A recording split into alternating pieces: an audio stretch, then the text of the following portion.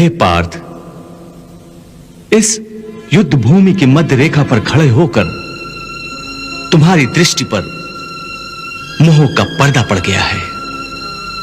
अर्धसत्य तो तुम देख रहे हो कि ये तुम्हारे अपने हैं, परंतु ये अर्धसत्य तुम्हें नहीं दिखाई दे रहा है कि ये कौरवों जो तुम्हारे अपने हैं वो इस युद्ध भूमि में तुम्हें अपने गले लगाने नहीं आए हैं, बल्कि तुम्हारे खून से होली खेलने आए हैं। ये सब जिन्हें तुम अपना कह रहे हो, ये कौरवों एक बात निश्चित रूप से जानते हैं कि यदि उन्हें इस युद्ध में विजय प्राप्त करनी है तो उस महापराक्रमी को अपने रास्ते से हटाना होगा जिसका नाम अर्जुन है। पार्थ, तुम इन्हें अपना समझते हो, इसलिए तुम इन्हें मौत के घाट नहीं उतारना चाहते, परंतु यदि तुम इन्हें मौत के घाट नहीं उतारोगे तो ये अवश्य ही तुम सबको मौत के घाट उतार देंगे।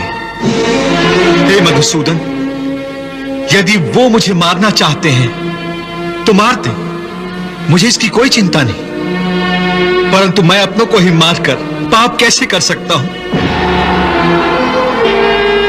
यदि वो लोग लोभ से भ्रष्ट चित्त होकर अपने ही कुल के नाश से होने वाले दोषों और पापों को नहीं देख सकते तो क्या हुआ, परंतु हम तो इस युद्ध के फल स्वरूप होने वाले विनाश और विनाश से उत्पन्न दोषों को देख सकते हैं, उस पर विचार कर सकते हैं। हे केशव, तुम तो जानते हो कि कुल धर्म नाश होने से सनातन कुल धर्म का नाश हो जाता है, और धर्म के नाश हो जाने से संपूर्ण कुल में पाप उसी प्रकार फैल जाता है जैसे कोई प्राणघातक रोग मनुष्य के शरीर में फैल जाता है, और उस फैले हुए पाप के कारण उस कुल की स्त्रियां दूषित हो जाती हैं, और स्त्रियों के दूषित हो जाने से वर्ण संकर संतानें उत्पन्न होती हैं, और वर्ण संकर के पाप के कारण सारा कुल का कुल नरक का अधिकारी बन जाता है। इतना ही नहीं, उनके पितरों को भी अधोगति प्राप्त होती है।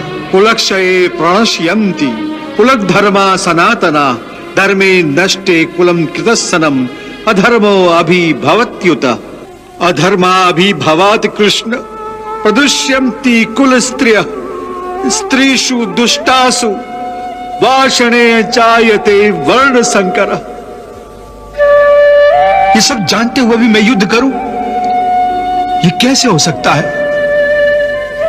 मैं कुल घाती होने का पाप स्वयं अपने हाथों अपने माथे पर कैसे लिखूं? इसलिए मैं युद्ध नहीं करूंगा, मैं युद्ध नहीं करूंगा। इससे तो अच्छा है कि मैं कमंडल लेकर घर घर भिक्षा मांगता फिरूं। वाह अर्जुन, कितने सुंदर विचार हैं। मैं युद्ध नहीं करूंगा, मैं भिक्षा मांग लूंगा। हे अर्जुन, यह बात कोई वीर नहीं, केवल एक कायर कर सकता है। क्या तुम अपनी कायरता का प्रदर्शन करने के लिए इस युद्ध भूमि पर आए थे? क्या इसीलिए तुमने भगवान शिव से पाशुपतास्त्र ग्रहण किया था? क्या वर्षों घोर तपस्या करके अपने पिता श्री देवराज इंद्र से तुमने दिव्यास्त्र इसलिए प्राप्त किए थे? क्या तुम्हें अपनी माता कुंती का अंतिम संदेश याद नहीं कि जब भी मेरे सम्मुख आओ तो विजयी बनकर आओ और अपने माथे पर कौरवों के रक्त से विजय तिलक लगा कर आओ?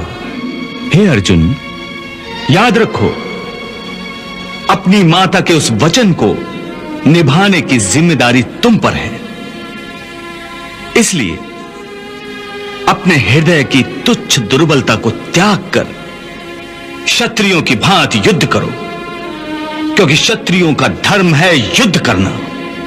हे मधुसूदन, मैं भी जानता हूं कि मैं क्षत्रिय हूं, युद्ध करना मेरा धर्म है, परंतु इस युद्ध भूमि में युद्ध अभिलाषी इस स्वजन समूह को देखकर मेरा शरीर ढीला पड़ रहा है, मेरी आत्मा कांप रही है, मेरा गला सूख रहा है। परस्पर विरोधी विचारों के आक्रमण से मेरी मति भ्रमित हो गई है। इस दुविधा के कारण मुझे मेरा मार्ग स्पष्ट दिखाई नहीं दे रहा है।